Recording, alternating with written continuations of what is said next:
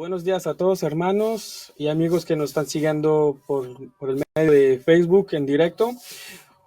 Hoy estamos una vez más reunidos para poder compartir un momento juntos. Hoy no hay un tema especial, sino una manera en cual lo vamos a hacer, que van a ser unas preguntas, y ahí con Samuel y el pastor que van a responder a esas preguntas.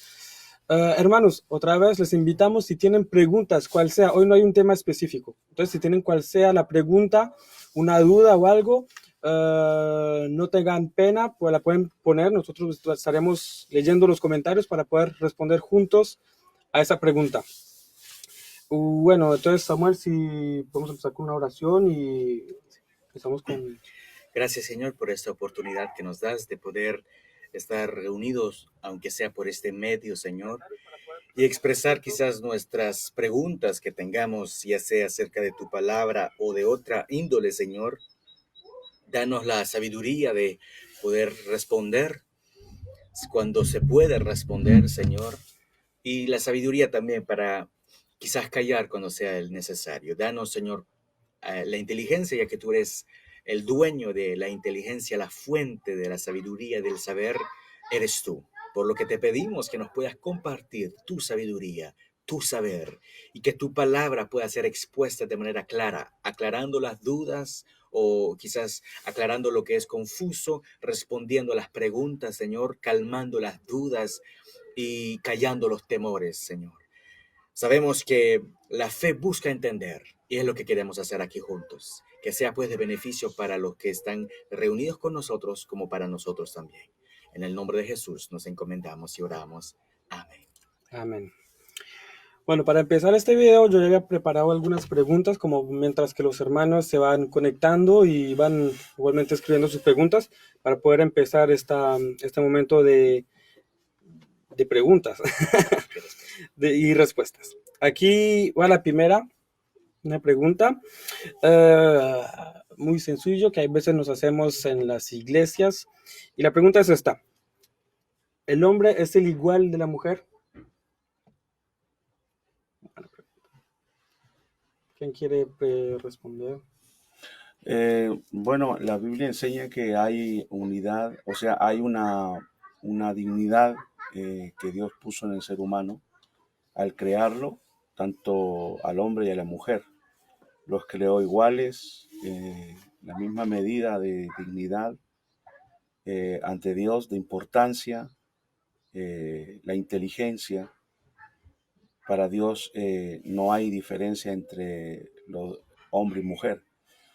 En cuanto a dignidad estamos hablando, y en cuanto a respeto, a rendir honor, todo ello es igual. Ahora, lo que sí cambia, o sea, la diferencia está en los roles que el hombre y la mujer tienen que desarrollar dentro de la historia humana. Y la Biblia habla específicamente de los roles, diferentes roles que debe eh, eh, desarrollar, desempeñar tanto el hombre como la mujer. Entonces yo diría que en dignidad son iguales, pero la diferencia está en los roles, diferenciación. Podríamos añadir más, pero no sé si también hay... Sí, recuerdo a mi profesor de filosofía, en una ocasión quiso demostrar que la Biblia contiene contradicciones. Y para él, una de sus contradicciones era de que justamente dice Pablo a los Corintios que la mujer ha sido creada para la gloria del hombre y por lo tanto tiene que sujetarse al hombre. Ahí vemos una contradicción, el hombre y la mujer no son iguales. A lo que le pude responder a mi profesor de que nosotros somos complementaristas. Significa que creemos que el hombre y la mujer tienen, como dice el pastor, la misma dignidad, tienen la misma imagen de Dios. La mujer no es menos humana que el hombre. Los dos son seres humanos, tienen la imagen de Dios en ellos, merecen el mismo respeto, el mismo amor, etc. Pero se diferencian en los roles. Por eso decimos que se complementan. Se complementa. Eso es la visión complementarista. Y nosotros creemos, en base a las escrituras, que En esencia somos iguales, pero en roles somos diferentes. Muy bien. Entonces hay las dos partes. Hay la parte en cual somos similares, somos los mismos, hombres y mujeres, pero también hay papeles, roles que fueron dados de manera diferentes. Sí, Como, y el movimiento feminista que de alguna manera trata de, de, de- de anular esas diferenciaciones, incluso más en estos últimos tiempos. El movimiento feminista incluso ha querido ya prácticamente hacer pasar al hombre como el malo de la película, y que yo recuerdo cuando estaba en España, que no me acuerdo si fue en julio y agosto. Yo recuerdo que en este año pasado, en agosto sí, en fue, agosto. estábamos en una plaza pública y había una manifestación de puras mujeres, habrían unas 100, y entonces había cámaras de televisión que estaban enfocando ahí, y ellas gritaban que ellas quieren salir en la noche, llegar, volver aunque sea borrachas a sus casas, pero sin ser violadas ni violentadas. Entonces, el grito era: los hombres son los violadores, tú puedes ser un violador. Y entonces son gritos en contra de odio, en contra del hombre. O sea que esto ya no se trata que al principio se buscaba, y estamos de acuerdo en que hay una justicia entre el hombre y la mujer, en cuanto a igualdad, que si trabaja gana igual que el hombre, la misma, que si una mujer va a hacer un reclamo a la justicia tenga los mismos derechos que el hombre. Eso estamos todos eso de acuerdo, sino que ahora hemos llegado, como han dicho algunos, a la tercera ola, donde ya el asunto es de violencia contra el hombre. Es increíble que pasamos del lado de violencia contra las mujeres, ahora pasamos al lado de violencia contra los hombres son los malos, y todo eso. Ahora, nosotros como humanos, o sea, como hombres que somos, yo creo que todos los hombres que me están oyendo aquí quieren ver feminidad en la mujer. Y las mujeres quieren ver en el hombre que sea un hombre, pues. En todo Masculinidad. sentido de la palabra, claro. Como decía un predicador, se ve feo una mujer con pistolas y con botas ahí, como si fuera el sheriff, porque no está diseñada para eso. Entonces se ha ido confundiendo eso, y estos movimientos feministas han ido, pues, yéndose al otro extremo. En Francia lo que se llama un fleo, sería una plaga, Mm. que las mujeres son golpeadas, no sé, no recuerdo que por semana cuántas hay por semana golpeadas, y eso es horrible, es terrible, claro que sí, claro que estamos en contra de eso. Pero como decía Samuel, pues debe haber un complemento, bíblicamente la convicción cristiana hay un complemento entre el hombre y la mujer. Gracias, pastor. Hermanos, los que vienen de conectarse con nosotros, estamos en una reunión un poquito especial. Hoy en día no hay un tema en particular, como la semana pasada que vimos el tema del mal. Hoy es una sesión de preguntas y respuestas. ¿Ok? Yo tengo ya algunas preguntas hechas para poder exponer delante del pastor y nuestro hermano Samuel, pero no duden a poner y a escribir sus preguntas igualmente para poder compartirlas y poder responder juntos. Ahí va la segunda, Interactuar. sí, a interactuar juntos ahí ya con los hermanos y amigos que nos están viendo por medio de Facebook. Ahí va la otra pregunta, una pregunta que parece como simple, pero necesitamos desarrollar esa pregunta. ¿De qué sirve el bautismo? Una pregunta que yo me quería hacer y las quiero poner aquí. Yo sé que hay varias cosas que se ven, los católicos bautizan a todo el mundo, a los bebés, a cual sea, sino bueno, hay varias, entonces si pueden desarrollar ese tema, el bautismo, de qué sirve o para qué, o las diferentes posiciones que podemos haber en la iglesia cristiana, evangélica, y no también ir hasta el catolicismo, bueno. Maestro Alfonso del Cruz, ¿de qué bautismo habla? ¿El Espíritu Santo? Nada, no, bautismo en aguas, Ah, perdón. bautismo en agua. Bautismo en aguas. Bautismo en agua. Eh, Voy a dejar a Samuel que responda en primer lugar. Samuel. Quizás yendo de lo general a lo específico. Es cierto que el bautismo ha sido uno de los temas más controversiales dentro del cristianismo.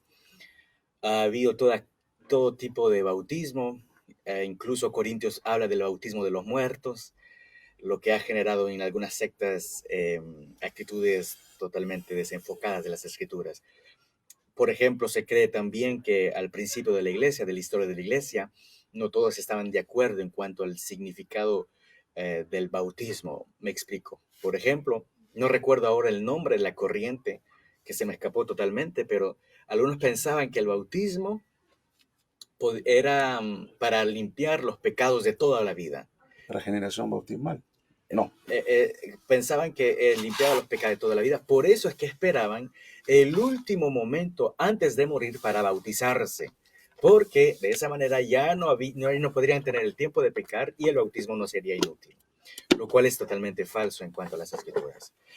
Sin embargo, hay una posición mayoritaria en la historia, que es la posición reformada, que se ha opuesto al catolicismo. El pastor acaba de nombrar la regeneración bautismal.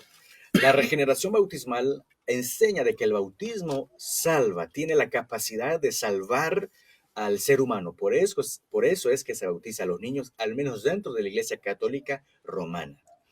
En cambio, los reformados bautizan también a los niños, pero por razones diferentes. Los reformados mantienen este esquema. Para ellos, el bautismo es la señal del nuevo pacto. Cada pacto que Dios hizo, hubo una señal. En el Antiguo Testamento, por ejemplo, cuando Dios hizo un pacto con Noé de no destruir más el ser humano con el agua, le dio como una señal visible que es el arco iris.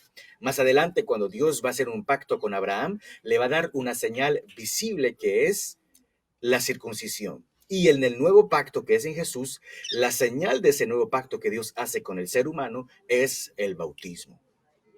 Los bautistas y reformados están de acuerdo en ello.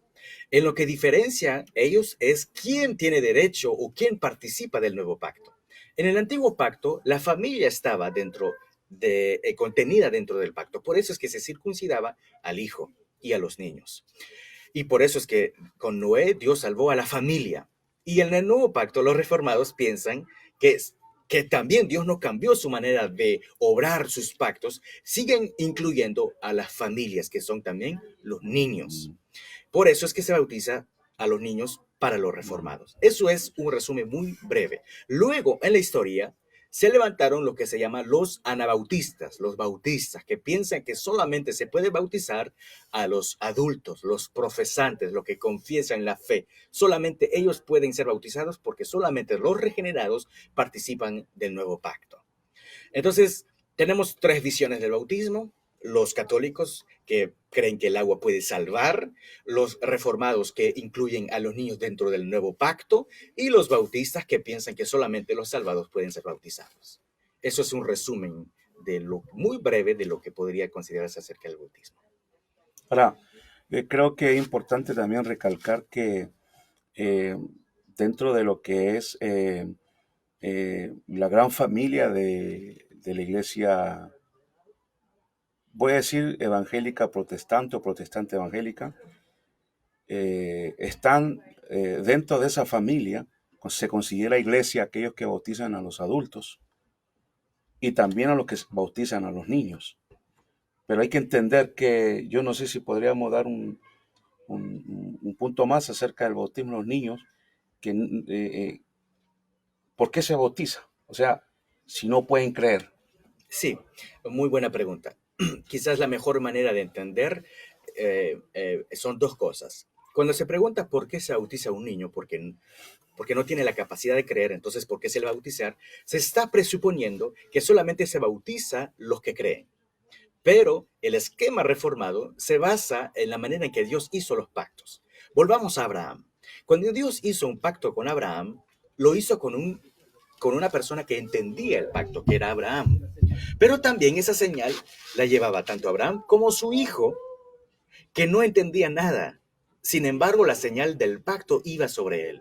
De la misma manera, en el nuevo pacto, Dios hace un pacto con personas que creen, que saben lo que están haciendo. Pero no solamente con ellos, sino con sus familias van incluidas las promesas que Dios hace. Entonces, de la misma manera que el niño que no entendía en el Antiguo Testamento, sin embargo, era parte del pacto, asimismo en el Nuevo Testamento, quizás no entiendan los niños, si es cierto, pero son parte del pacto, por lo tanto deben ser bautizados, ya que la señal del pacto es el bautismo. ¿Lo salva el niño cuando lo bautizan? Obviamente que no.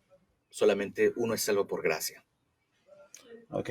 Entonces yo pienso que debemos entender de que dentro de la gran familia, en realidad, para ser honestos, los primeros, desde la Reforma o antes, los primeros evangélicos que hubieron, poder llamarlo evangélicos, bautizaban a los niños.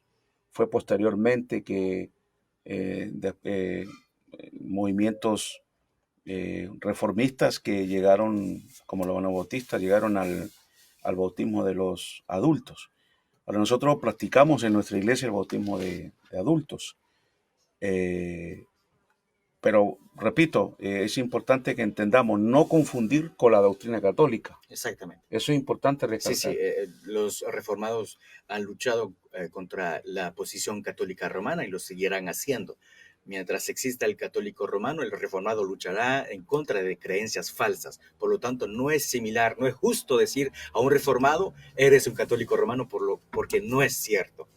Además de ello, como dijo el pastor, incluso bautistas como John MacArthur, por ejemplo, en su teología sistemática, dice claramente, históricamente hay pruebas de que desde el inicio del cristianismo se ha bautizado a niños. Aunque él es bautista y no cree que se deba bautizar a los niños. Quiero decir de antemano que quizás ustedes leen autores que no sabían que son reformados que bautizan a sus niños.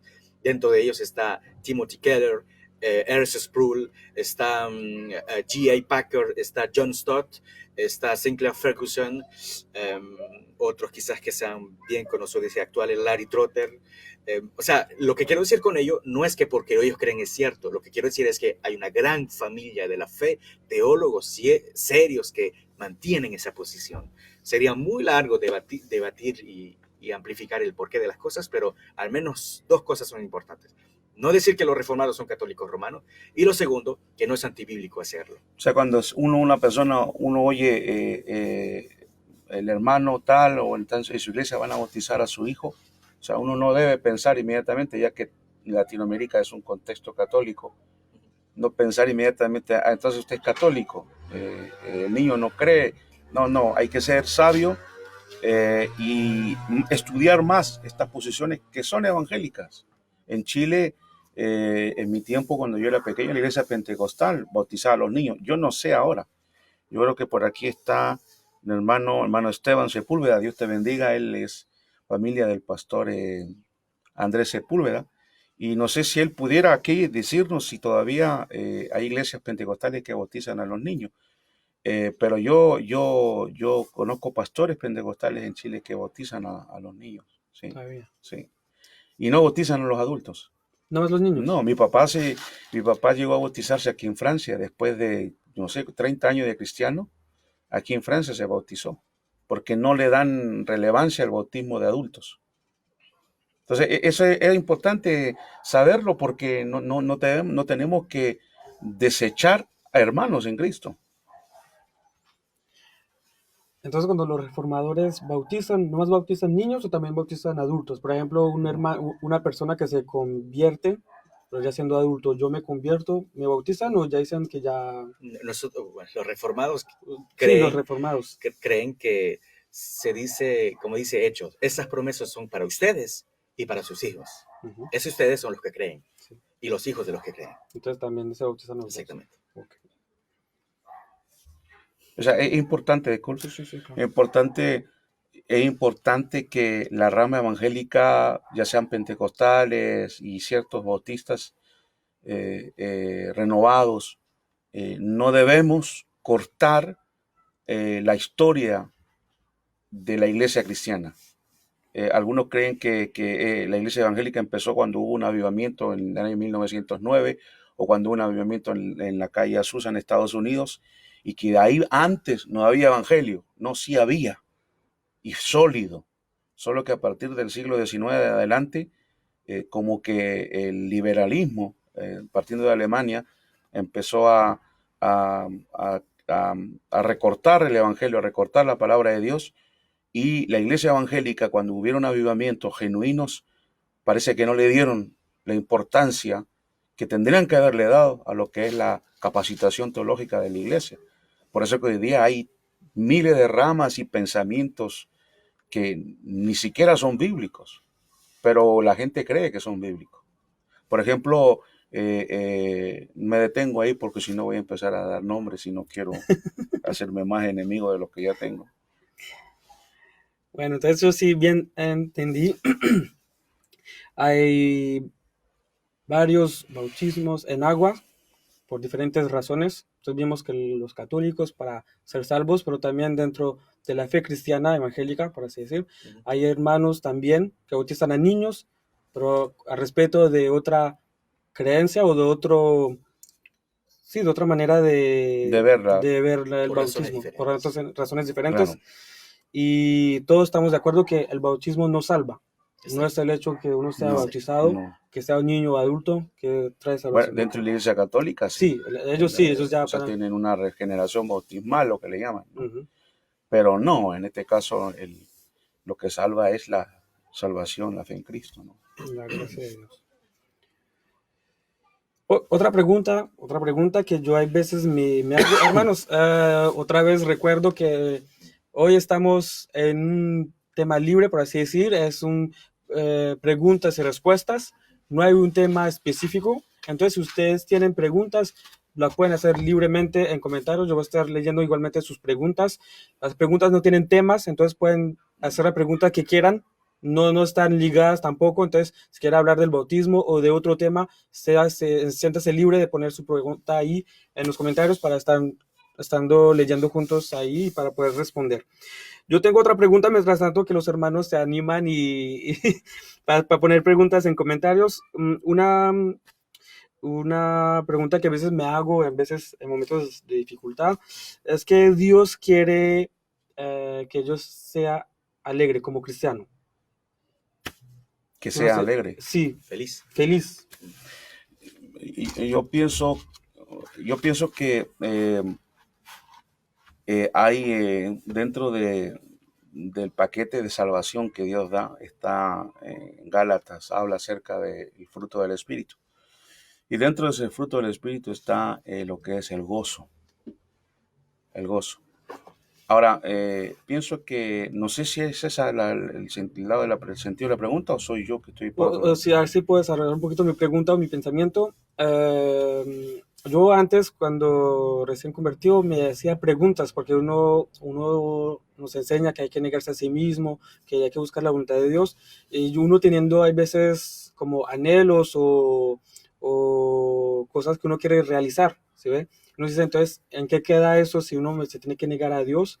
Y como que mi felicidad la tengo que poner de lado, Sacrificarla. sacrificarla para seguir a Dios. Entonces, la pregunta de manera general, no basada en eso, pero eso es una parte de la pregunta, es que Dios quiere que yo sea feliz. No sé si soy Sí, claro. sí, yo entendí. Yo pienso y creo que mm, no hay nadie más que Dios, o Dios desea más que nosotros. Ahí está, el que seamos felices. Precisamente por eso nos demanda lo que nos demanda. La verdadera felicidad no es la misma que el mundo nos muestra constantemente. Mismo, empezamos con el Salmo 1, bienaventurado, doblemente feliz, el que no anduvo en camino de malos.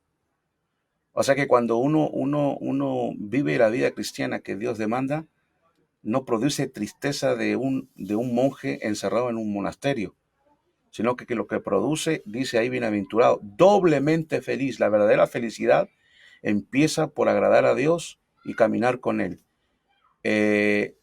La fuerte influencia del mundo nos hace creer que la felicidad es mucha fama, mucho dinero, pero tenemos casos muy ahí conocidos en el mundo, de personas que lo tuvieron todo y llegaron al suicidio igualmente a causa de que no encontraron la verdadera felicidad. Mateo habla también, bienaventurados los pobres de espíritu, habla de la verdadera felicidad. Es decir, que el carácter de Cristo debe producir la verdadera felicidad. Si no la produce, entonces hemos recibido un evangelio quizás un poco torcido, un evangelio de obras en el sentido de legalista, de que debo hacer cosas para agradar a Dios o puede que yo pierda mi salvación, pero el verdadero evangelio siempre trae, la cruz de Cristo trae un gozo que no puede uno explicar, una felicidad que no puede explicarla y que al mismo tiempo la vive. Entonces, había gozo en la casa del hijo pródigo cuando regresó a su casa. Hay gozo, y no es un gozo marcado de un día cuando me convertí, sino que es constante. Y lo otro, termino, no sé, Samuel tiene que decir algo, pero correcto, termino, y es que es importante que entendamos que desde el punto de vista cristiano, la cosmovisión cristiana enseña de que lo que Dios busca es, como padre, el bien de sus hijos. ¿Qué espera Él de nosotros? Nuestra confianza en Él. El confinamiento de ahora, todo lo que está sucediendo ahora. Yo le decía ayer en una reunión que tuvimos de oración, decía que cuando nosotros no manejamos la situación y se nos escapan de la mano, es cuando empezamos a entrar en depresión. La depresión le entró a Elías por eso. Voy a detenerme ahí, pero es importante que entendamos que el verdadero cristianismo produce el gozo que realmente uno necesita. Hay gente cuando escucha uno dice, tienes que morir al yo y tienes que negarte a ti mismo, pero el negarse a sí mismo no significa dejar de lado lo que uno anhela hacer en la vida, profesión, claro que honre a Dios. Y a lo mejor Dios te va a decir, no, deja eso, pero pregúntele a las personas que Dios le ha pedido y dejar eso, y le va a decir que tuvo razón Dios de eso, porque el gozo de Dios permaneció y aún fue mayor. Entonces, no hay que tener temor. Realmente el camino del Señor produce gozos. Quizás un pasaje lleno en el sentido del pastor, de que Santiago dice, bienaventurado el que resiste a la tentación. Pero cuando uno es tentado, la bienaventuranza se encuentra más en el ceder a la tentación. Creo que es Oscar Wilde el que decía que creo que está escrito en todos los tacos, siempre está escrito eso, la mejor manera de luchar contra la tentación es ceder a ella. Entonces es lo que nos vende el mundo, pero como decía el pastor, la felicidad cristiana es contraria al mundo. Bienaventurado el que resiste, no el que cede. Eso es lo que decía el pastor. Yo diría que Jesús enseñó en su Sermón del Monte, bienaventurados. Él quiere nuestra felicidad. Si su primer sermón concierne la felicidad, Él la quiere. Solo que los estándares y la manera en que Él describe la felicidad es totalmente diferente a la nuestra. Y lo segundo es lo que dice Westminster, el catecismo de Westminster. Empieza con una pregunta y dice, ¿cuál es el objetivo de la vida? ¿Cuál es el sentido de la vida? Y responde, el sentido de la vida es vivir para la gloria de Dios y deleitarnos en Él, gozar de Él. John Piper decía, estaremos más, cuando Dios será más glorificado en mí, cuando yo esté más satisfecho en Él. C.S. Lewis decía, Dios no te puede dar otra cosa que Él mismo para hacerte feliz, porque fuera de Él no existe la felicidad. Él lo decía de otra manera, me parece que él decía, no recuerdo bien exactamente la frase, pero era como algo como, Dios no te puede dar otra cosa que sí mismo para la felicidad, porque fuera de Él no existe tal cosa. El estándar de la felicidad es Dios. El mismo. Entonces, volvemos a lo que decía el Westminster, goza en Él. Lo que decía Piper, Él está más glorificado cuando yo estoy más satisfecho en Él. Y lo que decía Lewis, fuera de Dios no hay felicidad. Entonces, quizás la pregunta detrás de la tuya es que deberíamos preguntarnos qué es lo que llamo felicidad. Los hermanos ya están participando y qué bueno. Es que sí, hermanos, si tienen preguntas, ahí estamos para leerlas. La primera a participar es la hermana Claudia y dice, la depresión de los cristianos es real. ¿La qué? La depresión. ¿La depresión de los cristianos es real y por qué se genera? Bueno, en primer lugar, ahí lo que yo decía yo con respecto a ciertas iglesias que enseñan cosas que no son correctas. Yo he oído evangélicos, a veces pastores decir que eh, incluso hay un coro que dice no puede estar triste un corazón que alaba a Cristo. Pero sí, decir que Pablo estuvo en terribles situaciones, incluso hasta perder la vida. Jesús dice, mi alma está triste hasta la muerte.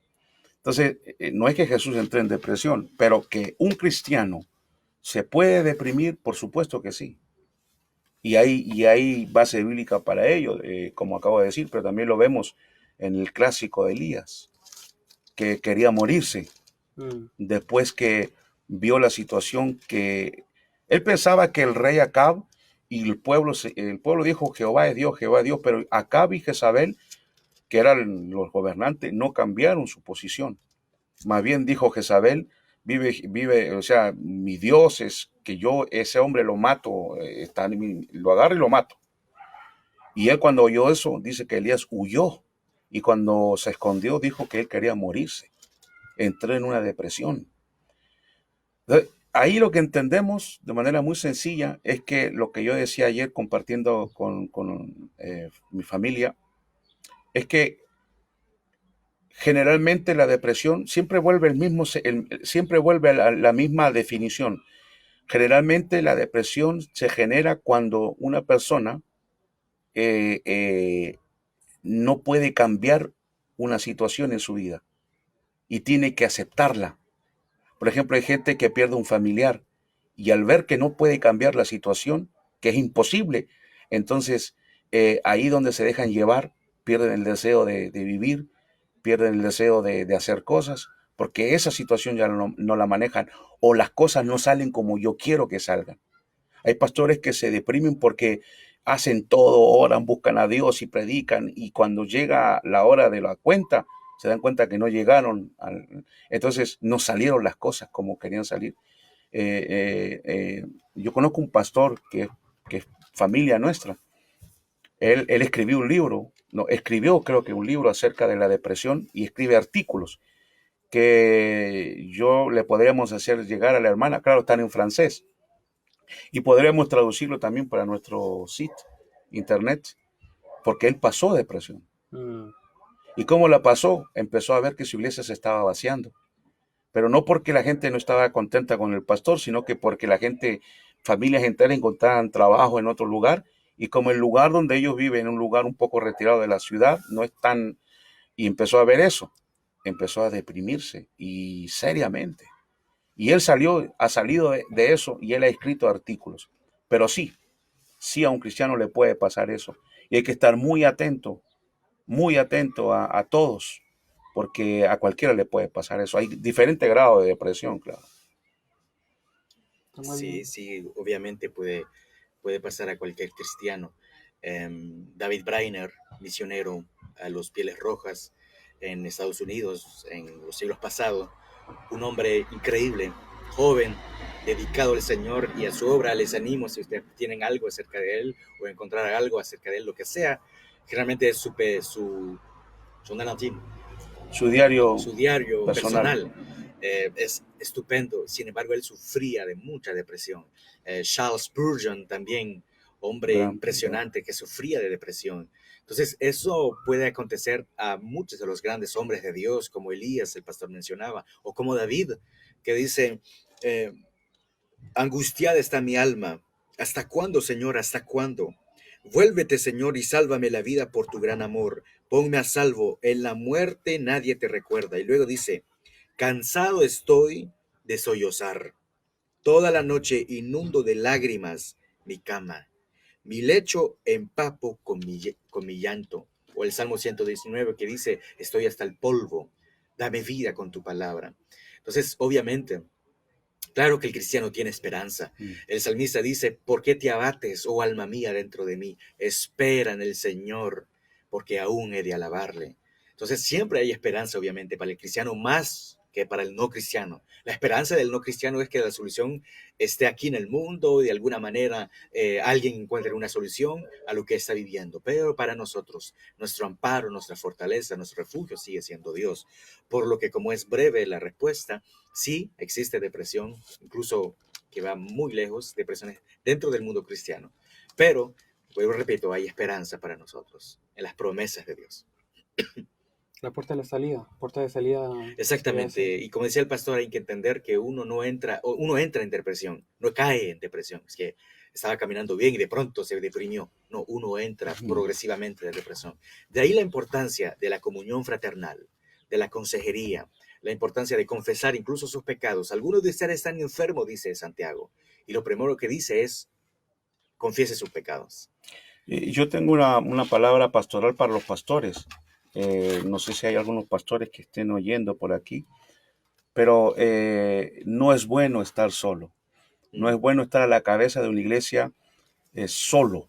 Cuando digo solo es que uno no tiene ancianos, no ancianos que uno siempre dice, que cada vez que uno dice A, todo el mundo dice A.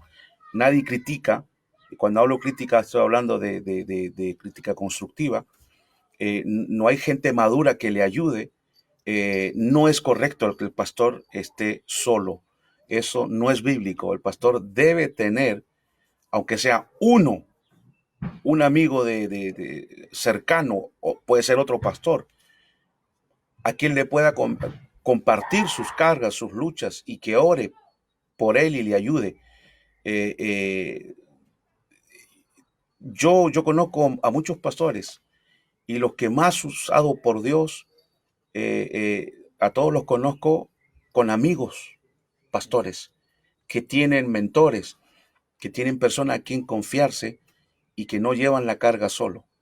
Por eso hay iglesias donde el pastor está solo y no tiene, puede tener ancianos, pero los ancianos no son maduros, no pueden sobrellevar. El pastor siempre tiene que estar bien, siempre tiene que sonreír, siempre tiene que mostrar 100%.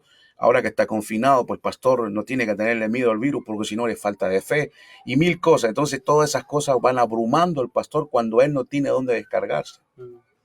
Entonces es importante no pastorear una iglesia solo. No, primero que no es el modelo bíblico.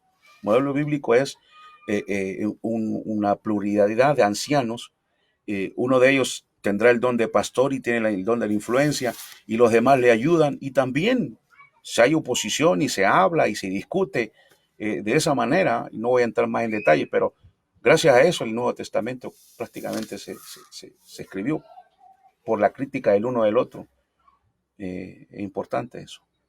Ok, gracias hermanos. También tenemos otra pregunta del hermano Marcos Alvear.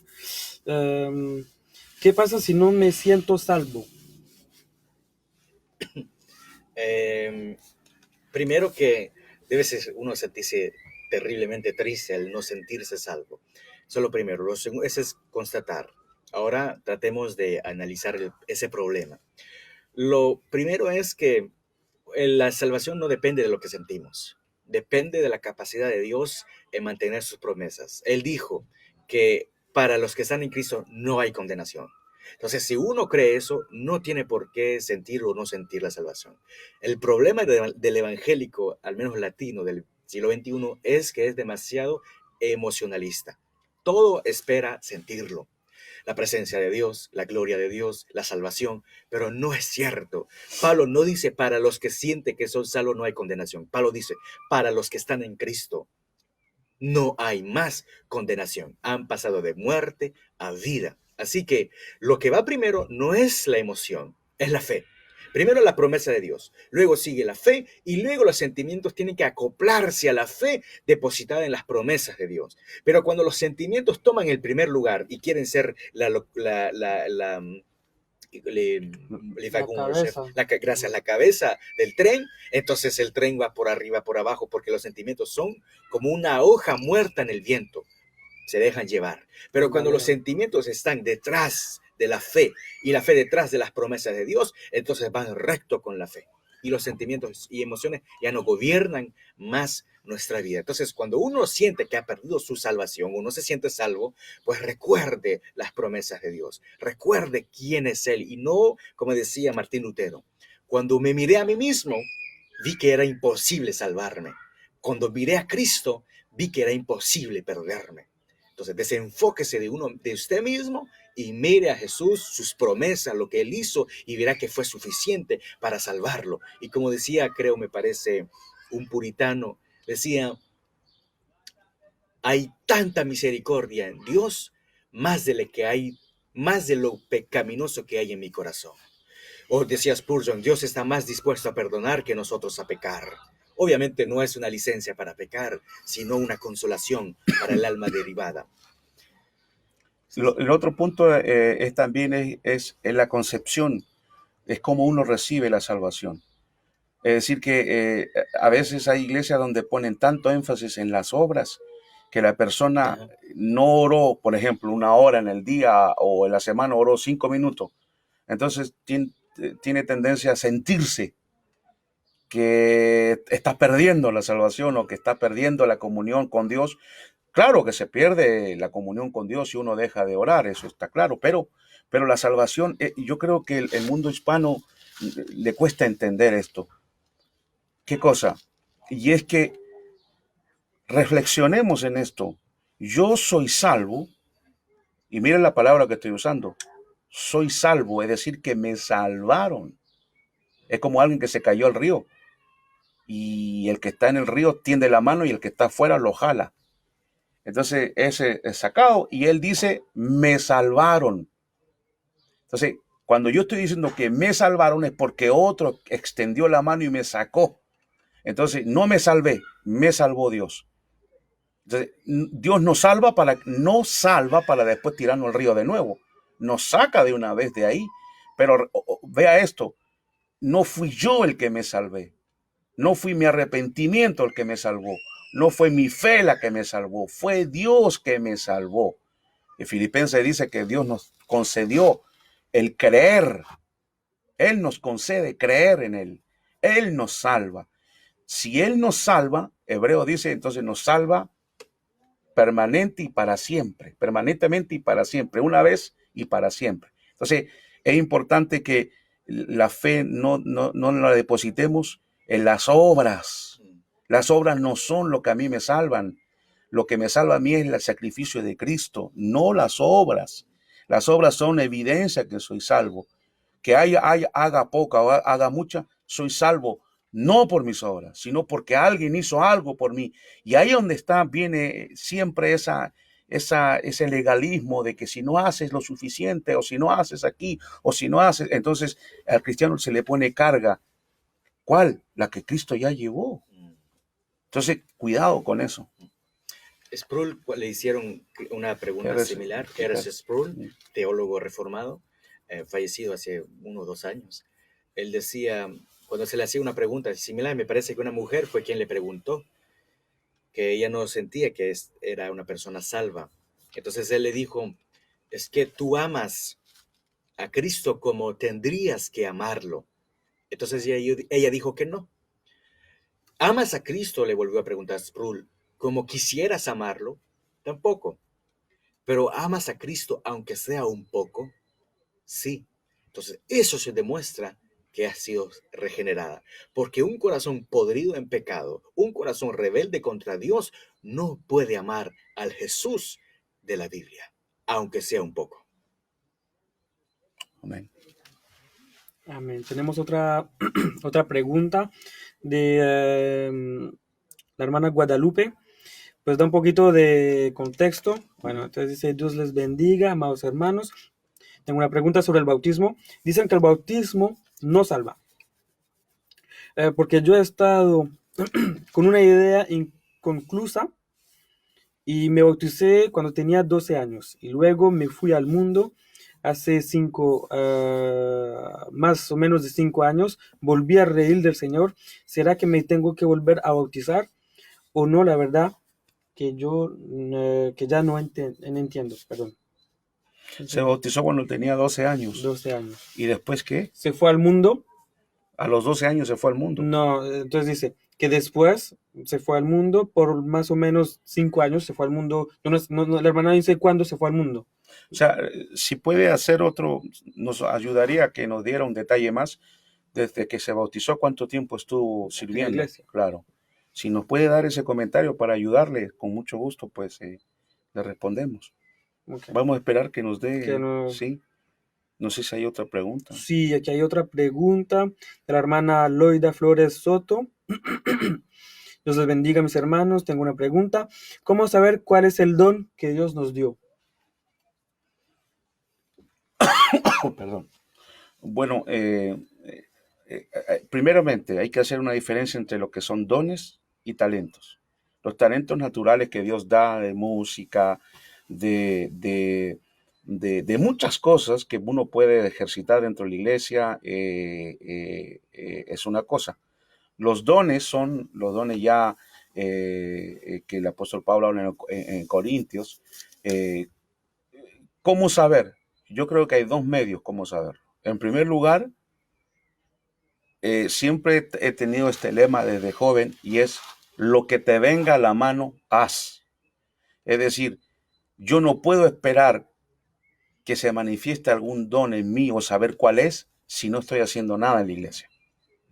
Yo debo servir en la iglesia, servir a los hermanos. Mientras estoy sirviendo, le voy pidiendo, Señor, revélame el don, porque los dones precisamente son para servir a la iglesia.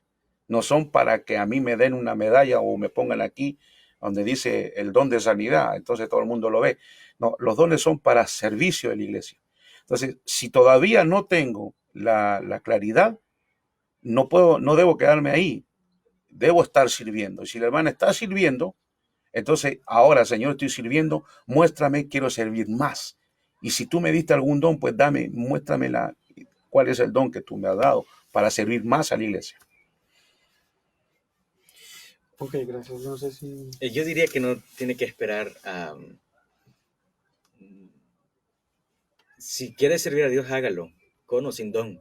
Le aseguro que la iglesia usted hará incluso lo que no es capaz de hacer o no lo que no le gusta hacer. Eh, Gracias a Dios tuve el privilegio de servir a Dios desde hace algunos años y he tocado de todo. He podido servir en muchas áreas de la iglesia. Algunas me gustaron, otros no, pero la iglesia necesita de todo. O sea, repito, no creo que uno tenga que esperar a descubrir su don para comenzar a servir. Sirva y en el proceso, si Dios le muestra, perfeccione lo que ha recibido. Y si Dios no le muestra, pues haga y siga sirviendo, que no es en vano. Uno no necesita un don para dar un vaso de agua. Y Jesús dijo, no, no quedará sin recompensa. Entonces, sirva y Lo, es lo más importante. lo demás será añadido, lo que Dios quiera añadirle. Saludos también, ¿no? Sería bueno leer si hay saludos. Sí, claro. El hermano Escobar, José Mar, nos manda un saludo de Dios, un saludo, Dios les bendiga, muy buenas enseñanzas. También tenemos saludos de los hermanos al inicio del video. De la hermana Mari Medrano, Dios les bendiga. También tenemos la hermana Teresa, buenas noches hermanos, bendiciones. La hermana Marleni también está con nosotros, buenas noches hermanos. La hermana Vilma, Dios les bendiga. También la hermana Claudia, que nos saluda. Buenas tardes hermanos, bendiciones. El hermano Julián Alzate está con nosotros igualmente, manda bendiciones. El hermano Esteban, sí, Esteban Sepúlveda, el hermano que de Chile también. Entonces dice, Dios los bendiga, saludos a todos, a toda la familia desde Chile. Y ahí ya empezaron las preguntas. También tenemos, entonces ya la hermana Guadalupe ya dio más informaciones. Entonces nos dice que perseveró 6 años. Luego me olvidé de Dios a los 22. Entonces a los 12 se bautizó. 6 años, entonces quedó a la iglesia hasta los 6 años más. Entonces a los 22 años se olvidó de Dios, dice. Tenía 12 años. Cuando se bautizó. Perseveró 6. Perseveró 6. Son 18. 18. Y dice que a los 22 ya se olvidó de Dios. Que yo no sé. Pero de los 18 a los 22. En el mundo seguramente.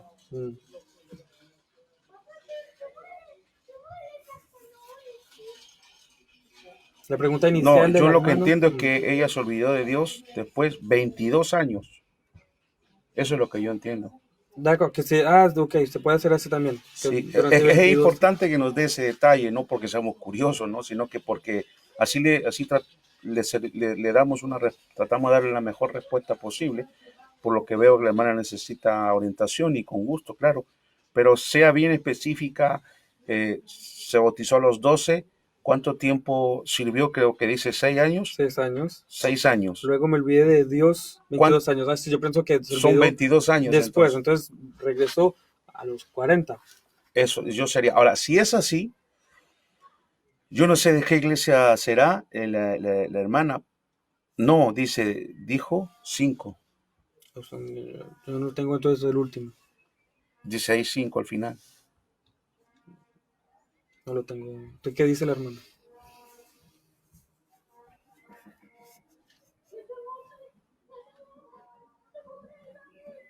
Que ya estamos un poco enredados porque hay una hermana que pone no, dijo 5. Entonces, aclaremos bien y con gusto le respondemos. La verdad que yo no quiero o no queremos responder algo que Ah, no sí, tenemos verdad que claro. arriba había dicho que se fue al mundo más o menos 5 años. Ok. Estuvo 5 años apartada del Señor. Entonces, si entendí bien, entonces ya dando con esa clarificación, estuvo a la iglesia, se bautizó a los 12, se quedó a la iglesia durante 6 años, a los 18, se Hasta los fue al 18 mundo se fue y al mundo. regresó a los 22 años, entre 4 y 5 años, como decía, pues Ok. seguramente, Ok. entonces ya, Ok. pero que se le puede responder a la hermana ya Mm. al respecto. Bueno, yo lo primero, como no la conozco, eh, no quisiera no quisiera, le explico, hay personas que no han nacido de nuevo, que no han tenido una experiencia de nuevo nacimiento. Entonces, como no la han tenido, aún están en la iglesia, incluso algunos hasta se bautizaron. Y después se apartan y regresan, pero siguen inquietados acerca de si realmente hubo un trato de Dios en sus vidas. Entonces generalmente los pastores le dicen, no, usted crea que Dios la salvó. Y a lo mejor es el Espíritu Santo que está redarguyendo a la persona porque no ha nacido de nuevo. Ahora, nos vamos a poner el caso que ella nació de nuevo.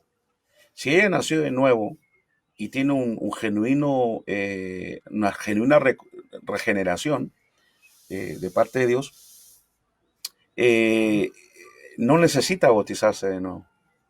Simplemente se reconcilió con el Señor después de los años que se apartó. Entonces, yo dos recomendaciones. Asegúrese que nació de nuevo. Segundo, si usted está segura que nació de nuevo y que se apartó, pero que ahora regresó, afírmese en el Señor, ¿ok?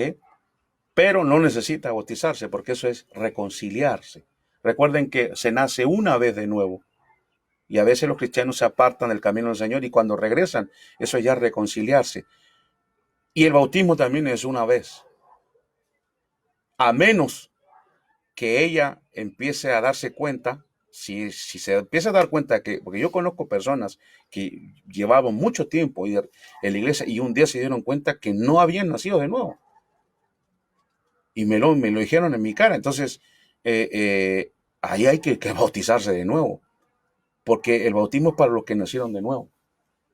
Entonces, ¿por qué digo esto, hermana? Y no pongo en duda su experiencia, yo no la conozco.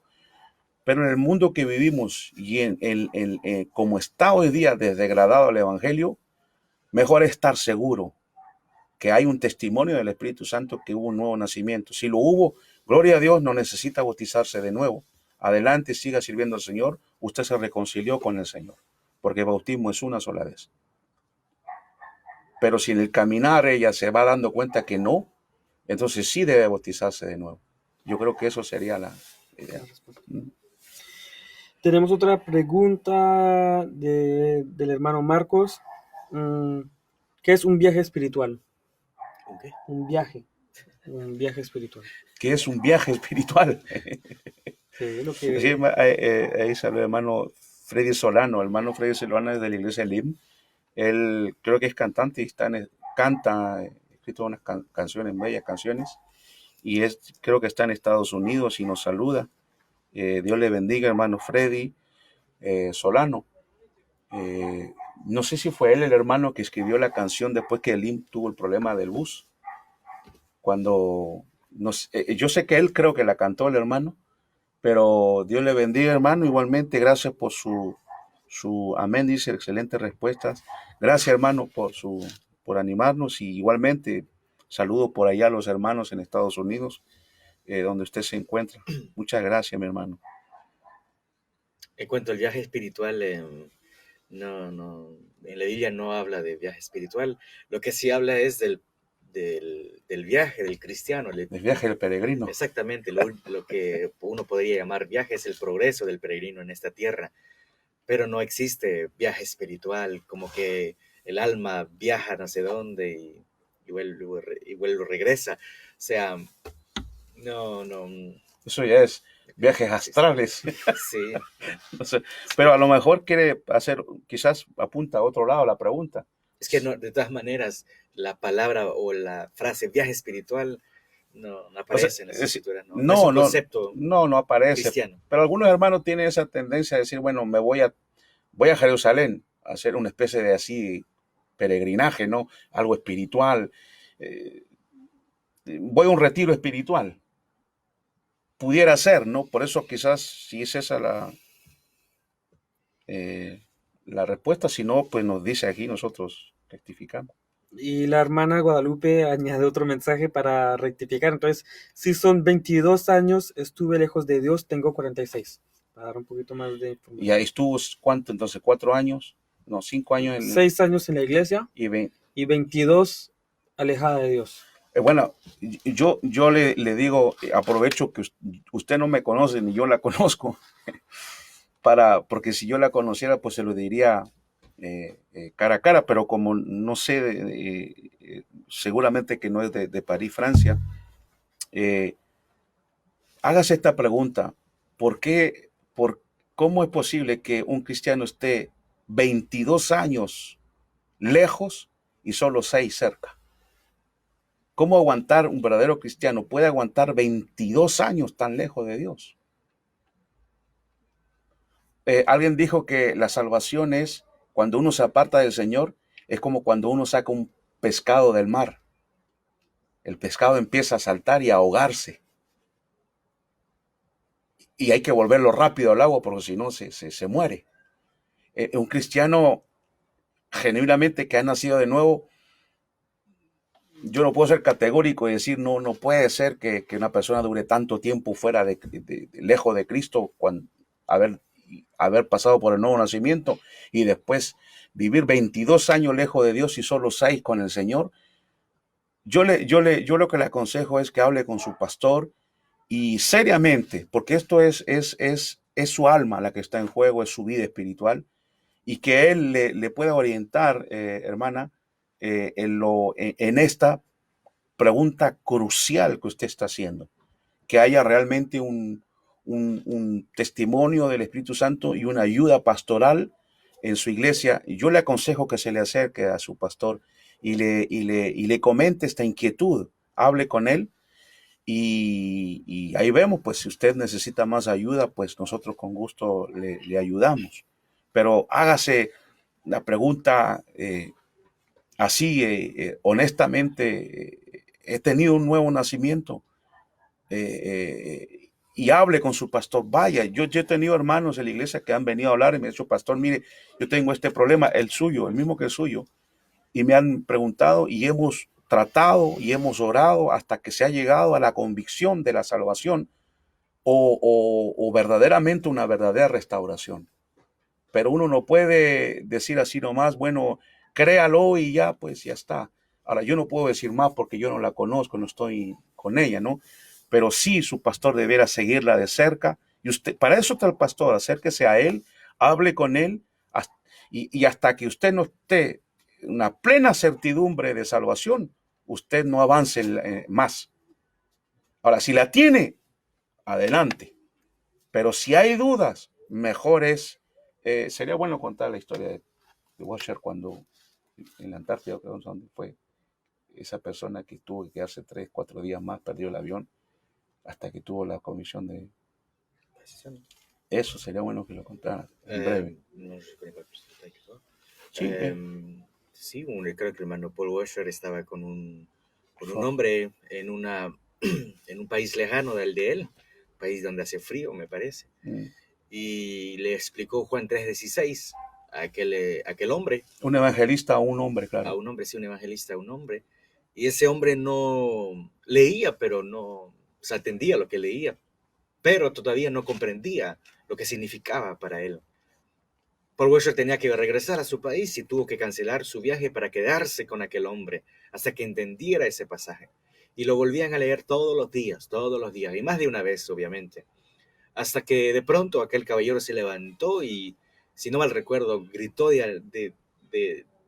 sea, de estupor, de alegría, de tristeza. Fue una mezcla, una conversión, de tal manera que se puso a llorar y dijo: entiendo ese pasaje, entiendo lo que Dios hizo por mí. Entonces fue como una conversión para él. Entonces el hermano tomó 3 días, anuló el viaje y se quedó con él hasta que tuviera la convicción. Entienda, no sé si usted tiene, hermanita, el libro, un buen libro que puede leer de biografía de grandes cristianos, de Orlando Boyer, donde ahí los hombres de Dios de la historia lucharon, oiga bien, lucharon para ser salvos. No es que hoy día uno levanta la mano y dice yo voy a ser salvo. Uno puede hacer eso, pero después uno tiene que estar asegurado de que realmente llegó la experiencia de la regeneración. Si fue genuino. Y yo le digo, y termino, no quiero ser más largo ya, pero le digo, 22 años lejos de Dios es mucho tiempo para un cristiano que nació de nuevo genuinamente. Por eso yo le recomiendo que se acerque a su pastor. Gracias, pastor. Gracias, Samuel. Tenemos el hermano Alejandro Hoyos que Bueno, Alejandro. clarifica o que intenta de dar o añade algo de pronto a la pregunta del hermano Marcos al respecto del viaje espiritual. Él dice, ¿podría estar hablando, Marcos, de lo que hace los metafísicos? Por eso dije viaje astral. Es que metafísico tampoco es eso. En lo que, la metafísica no es eso. En lo que llaman ellos como desdoblamiento. No, tampoco es eso. Pero bueno, la metafísica es el pensamiento abstracto. No. Yo hago metafísica cuando hago filosofía. Pero eso no es un viaje espiritual. Creo que la hermana respondió, ¿no? Sí. Entonces la hermana Guadalupe nos dice que muchas gracias por su respuesta. Hermano, hablaré con usted. Pronto con usted, pastor, en privado, no sé, o... Bueno, no sé si nos puede decir de dónde es. A lo mejor es de aquí, yo no. Pero bueno, con gusto, si le podemos ayudar, con mucho gusto. Para eso estamos. También tenemos el hermano Escobar, C. José, que nos pregunta, ¿se puede hacer votos matrimonial a los 30 años? Gracias por su respuesta. O sea, que él ya está casado y quiere hacer voto matrimonial. ¿O quiere casarse a los 30 años? No tengo más informaciones. Así lo puso el mensaje. Entonces, si nos puede clarificar. ¿Qué es voto matrimonial? Sí, si nos puede dar más informaciones. No sé si tienen preguntas para poder responder a sí, lo que pasa es necesitan. Que el hermano no sé de qué país es y tome en cuenta algo. ¿Cómo se llama el hermano? El hermano Escobar C. José Maki. Ok, hermano Escobar, tome en cuenta esto. Nosotros somos latinos que vivimos en Francia. Yo soy chileno, él nació en Francia y él nació en Francia, pero de origen colombiano. Usted no sé de qué país es. Entonces hay términos que cambian según el país. Entonces, si nos da un poquito más de detalle, pues nos ayudaría mucho. También tenemos el hermano Esteban Sepúlveda, que dice, salud, pastor, Andrés y familia. Amén. Saludos del pastor, perdón. Saludos Amén. del pastor Gracias Esteban, Dios te bendiga. Gracias por estar con nosotros y claro, igualmente un saludo al pastor allá en Chile, que están en la misma que nosotros, confinados.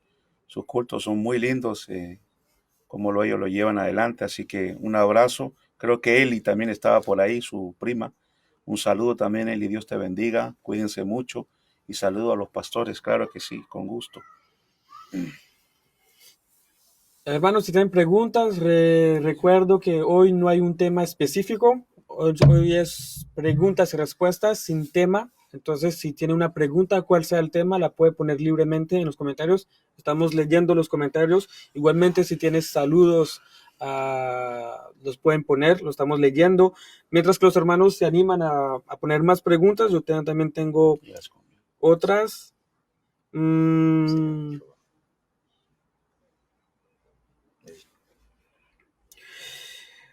Entonces, es una pregunta que yo me hago en veces de personas, porque en mi vida matrimonial con mi esposa también, bueno, mi esposa. Entonces mi vida matrimonial con mi esposa a veces es un poquito complicado, pero tenemos la ayuda de Dios en esos momentos. También tenemos pues la consejería del pastor y hermanos ya más experimentados en eso. Pero yo me hacía la pregunta es la siguiente. Nosotros, ya que somos cristianos, tenemos la ayuda de Dios y podemos conocer ese amor verdadero que Él da. ¿Cómo puede que en el mundo secular, con la gente no cristiana, pueden vivir, o bueno, se ve que tienen como una vida alegre, que vivir tantos años juntos? Es que es un amor también verdadero como el que nosotros podemos tener o compartir, o es otro amor diferente. Es mi pregunta, no sé si soy claro. Sí, si bien entendido es cómo es que personas no cristianas pueden llevar un matrimonio feliz. Sí, eso. Siendo que no tienen el amor de Dios en ellos. Eso. Bueno, yo creo que en parte has respondido porque si yo me enfoco en lo que veo en ti y mi hermana, Laura, yo digo, son felices, se paran molestando, riendo juntos. Para mí es una pareja feliz. Entonces tú dices, tienes dificultades. Bueno, no me extraña, como cualquier pareja. Pero entonces significa que uno no puede basarse en lo que ve. Por lo que los no cristianos, ¿qué es lo que ves? ¿Vives con ellos? ¿Sabes cómo se responden, cómo hablan? O sea, no lo sabe. Y lo primero. Lo segundo es esto. Paul David Tripp define el amor diciendo esto. El amor es el autosacrificio voluntario sin esperar nada a cambio, ni siquiera que la persona lo merezca. Si tú ves esa clase de amor en no cristianos, significan que son capaces de amar como Dios sin Dios. Imposible. Imposible. Son felices, algunas parejas no cristianas son felices porque tienen valores, pero te aseguro que cualquiera de ellos tiene valores cristianos. No porque sean cristianos, sino porque son valores. Vivimos en un país, Francia, y Francia ha sido durante siglos cristianizado. Valores están enraizados en Francia. Aunque se echa a Cristo, sus valores todavía, su perfume sigue estando en el ambiente, como perfume de confianza, fidelidad. ¿De dónde se sale? ¿Dónde sale el pacto matrimonial de fidelidad, confianza, autosacrificio? Cuando el alcalde nos lee a nosotros, tienes que comprometerte a hacer eso. Pero ¿dónde salió tanta bondad o tanto responsabilidad? ¿De dónde sacaron eso? Lo sacaron de su historial. Francia tiene una historia cristiana. Por eso tiene valores que, aunque no esté Cristo, tienen valores cristianos. Entonces, incluso los no cristianos viven con valores que son cristianos. Ahora, no tienen la capacidad de hacerlo. Jesús dice en su Sermón del Monte, el que codicia a una mujer y adultera en su corazón. ¿Cómo un no cristiano puede vivir eso? En nuestro país, en nuestra época, donde todo es sexualizado. Entonces, cuando tú dices son felices, ¿de qué clase de felicidad estás hablando? Es fácil ser feliz cuando nuestro estándar lo pusimos nosotros. Okay. Pero cuando es el de Dios, ahí es difícil, sí. Pero es posible con ayuda del Señor. Y termino con eso. Recuerden que la felicidad no es para el matrimonio no es para ser feliz. Un puritano decía, si tú quieres servir a Cristo y dar todo tu tiempo a Cristo, no te cases. Ahora, si tú te quieres parecer a Cristo, cásate. No hay mejor escuela que la del matrimonio. No digo con eso que uno al casarse, uno va solamente a llorar, pero Pablo dice a los Corintios, el matrimonio trae aflicción de la carne. Por eso dicen que el Papa es infalible. o se cree infalible porque no está casado, pero el día que se case le van a decir que no, Todos sus defectos sus defectos. al santo. Eso, y recuerda que Pablo dice en los Efesios, a los Efesios dice que él ama a su iglesia, él ama Ujú. y se entregó por ella. Su iglesia no es perfecta, es el amor ágape, ese es un amor que no merece la otra persona. Okay. Amar Entonces, como Cristo amó la iglesia. ¿Qué hombre impío puede hacer eso? mm, entonces no pueden amar del mismo amor que Dios nos compartió a nosotros como cristianos. Entonces. Yo creo que pueden amar de cierta medida porque son hechos a la imagen de Sí. Dios, Claro, pero no en la medida en que Cristo amó a la iglesia. ¿Cómo? Pablo fue el que dijo que el amor de Dios fue derramado en nuestros corazones por medio del Exactamente. Espíritu Santo. Y este Espíritu dijo el Señor que el mundo no tiene. Entonces, un amor, pero un amor distorsionado, como la imagen de Dios que está en ellos distorsionada. Están obligados a aceptar cierta medida de pecado, lo cual el cristiano no puede aceptar. Okay. Mm. Gracias por la respuesta. Ya. Yo no sé si hermanos tienen preguntas. La hermana Guadalupe. Sí, sí, ya veo, yo pienso que es la hermana que está en la casa del hermano Julián. Ah, bueno, La hermana, sí, qué esa. bueno, está bien, Entonces se va a poder hablar qué, con ella después. qué bueno. Y entonces, hermano Escobar da un poquito más informaciones. Soy de Colombia, quiero renovar mi matrimonio ya que cumplo mis 30 años de matrimonio. Sí. Como una, sí, fiesta. como una ceremonia Sí. por los 30 años de matrimonio. Es que se puede o no, Claro que de una sí. manera cristiana. Yo diría, pienso, hermano, hay una fiesta enorme Sí. por dos razones. Primero, le felicito por 30 años de matrimonio, lo cual en un mundo como el nuestro es un milagro de Dios. Y eso me lleva a la segunda razón. Hágalo en grande para mostrar a sus familiares, al mundo que los rodea, que es posible todavía vivir un matrimonio 30 años después en un mundo como el nuestro. Es un testimonio de lo que Dios está haciendo en su vida. Por lo que felicitaciones y quiera Dios que haga una gran fiesta.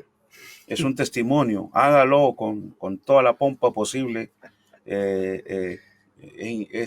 Es una buena manera de testificar acerca de, al contrario, sí. Cuando vivimos en un mundo donde las cosas no funcionan, se echan, ustedes están diciendo que todavía podemos avanzar, incluso cuando las cosas son difíciles hay que perseverar. Todo eso está diciendo solamente festejando 30 años de matrimonio.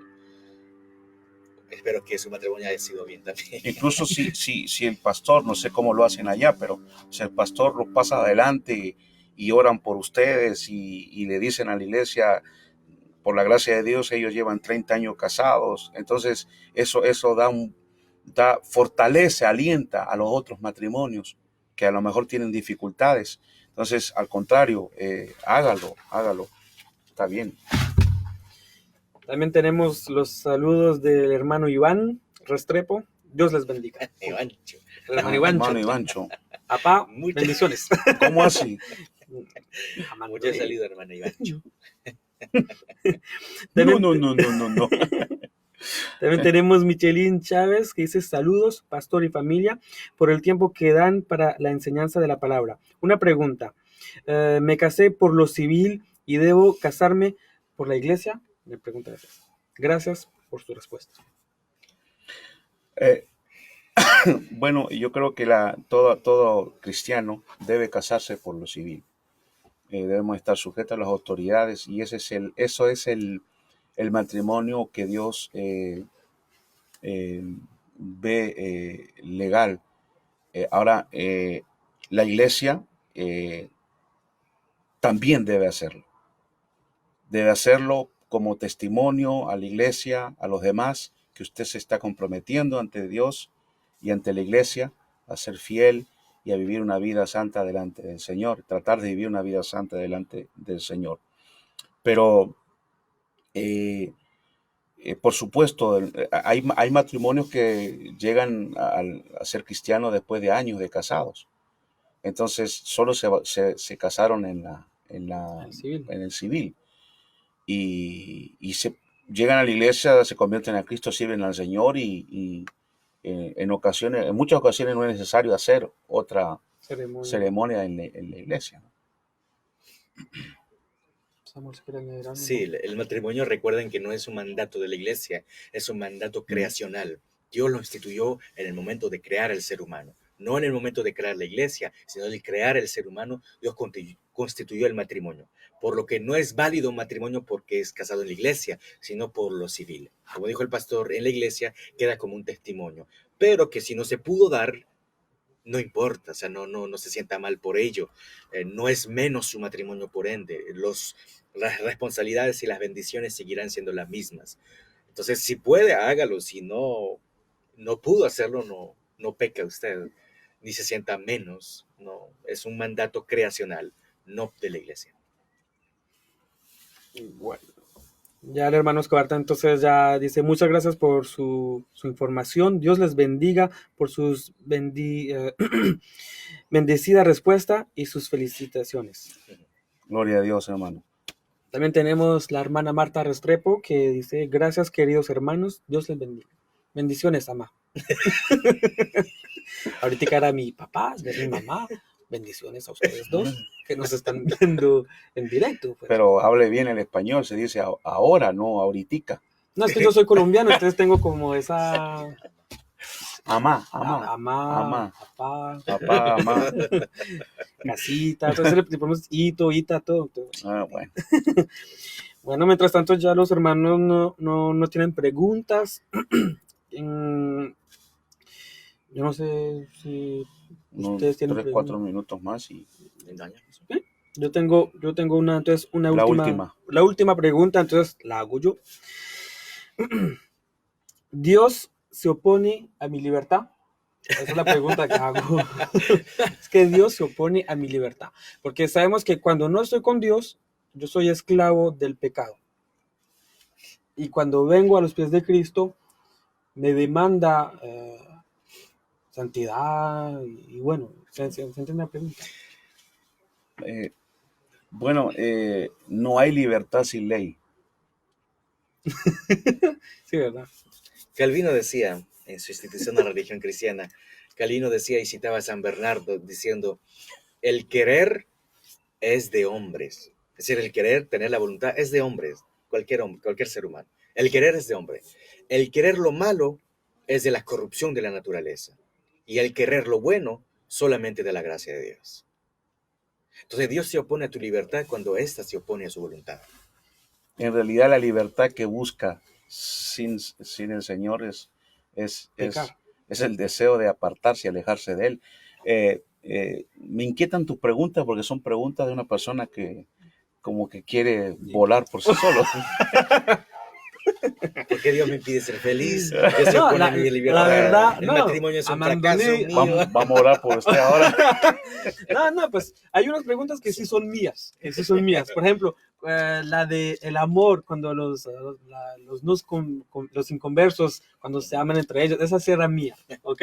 Hay otras preguntas que también para poder animar un poquito la sesión de hoy, me inspiré de un libro que tiene 42 preguntas y el hermano responde. Entonces yo quería hacer las preguntas para también animar a los hermanos y hacer preguntas. Entonces, pero una que es buena, porque yo leyendo el libro, pues veía la pregunta que parece como un poquito rara. O sea, al principio el hermano va explicando, da la respuesta, que hay veces uno sí, de un lado uno está como sujeto al pecado, del otro lado ya, ¿sí? Entonces... Él hace esa pregunta. Sí. Es lo que dice Pablo a los Romanos, en el capítulo 7 habla de esa batalla. ¿Ya? Pero debe entender, y voy a usar una palabra que a lo mejor es fuerte para algunos que nos oyen, pero no para nosotros que somos chilenos. Las ovejas son tontas. Las ovejas siempre andan buscando, el pastor tiene que siempre andar con el Salmo 23, con el palito, véngase para acá, véngase para acá. Siempre anda buscando la libertad. Y el palito échele para acá. ¿Me entiende? Lo entiendo. ¿Usted me entiende? Yo lo entiendo. Entonces, ese es el punto que uno, si el Señor sacara su gracia, iríamos corriendo a pecar. Iríamos corriendo. Pablo decía, miserable de mí, porque él ve esa batalla interna que hay en él.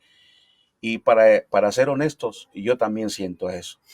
Querer, entre comillas, la libertad. Pero cuidado, que esa libertad es la que del hijo pródigo, que quiere irse a la casa del padre, pero nunca la encontró. En realidad, en la casa del padre somos libres. El Salmo 37 dice, asimismo deleítate en el Señor y Él te concederá todas tus libertades. Me voy a deleitar en el Señor. Bueno, ya vamos a terminar. Voy a ver si hay un último comentario, un último saludo antes de despedirnos. El último me gusta. El último Sí. no lo voy a leer. No, mentiras. No, tenemos la hermana Marlene que dice, cuidado con el suegro.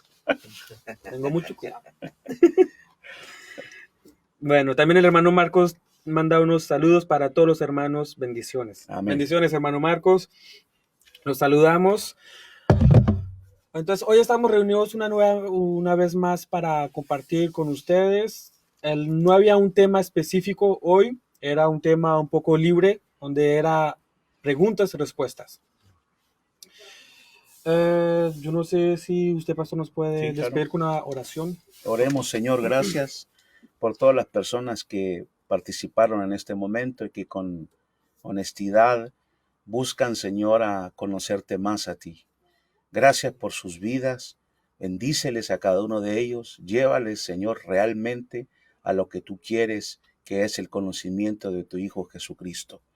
Y crea en nosotros, perfecciona en nosotros, aquilata en nuestro corazón ese carácter santificado que tú requieres de tus hijos. También oro por los hermanos que estamos confinados, que tú les guardes, les ayudes a pacientar esa paciencia que le diste a Noé y a su familia, Señor. En el arca puedas tú igual darle, Señor, a cada uno de mis hermanos que están aquí, donde quiera que se encuentren, Padre Celestial. Gracias por tu gran bondad. Gracias por Samuel, por Andrew, por nuestras vidas, que te queremos servir con todo nuestro corazón. En el nombre de Jesús. Amén. Amén. Amén, hermanos. Entonces le damos cita a la próxima reunión de Didascalia. O esta semana, ¿cómo Sí, lo hacemos? el viernes. No, el sábado es Didascalia. No sé, le hice un motivo. El viernes es Didascalia. Sí, Entonces, el viernes tenemos Didascalia, que es generalmente son las doctrinas básicas que enseñamos en la Escritura, aunque ahora estábamos viendo algo un poco diferente, pero es el viernes a las 8 creo que es. Creo que ahí está el programa. el programa está en la página de la iglesia. Entonces, hermanos, si quieren añadirse, son los bienvenidos. Y entonces les decimos hasta viernes. Dios le bendiga, Que le hermano. bendiga.